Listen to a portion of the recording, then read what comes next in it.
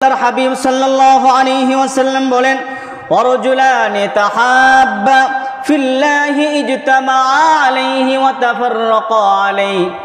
ওই দুই ব্যক্তি যারা নাকি একে অপরকে ভালোবাসে আল্লাহর জন্য এবং শত্রুতাও রাখে আল্লাহ রাব্বুল আলামিনের জন্য। ভালোবাসা হবে কার জন্য? শত্রুতাও হবে কার জন্য?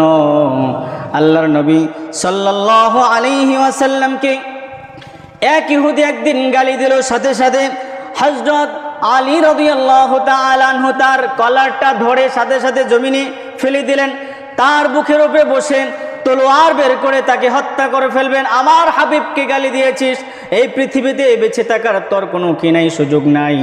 যখন আল্লাহর নবী সাল্লাল্লাহু আলাইহি ওয়াসাল্লামের সাহাবী হযরত আলী রাদিয়াল্লাহু তাআলা আনহু এই কথা বললেন, সাথে সাথে ওই ইহুদি হযরত আলী রাদিয়াল্লাহু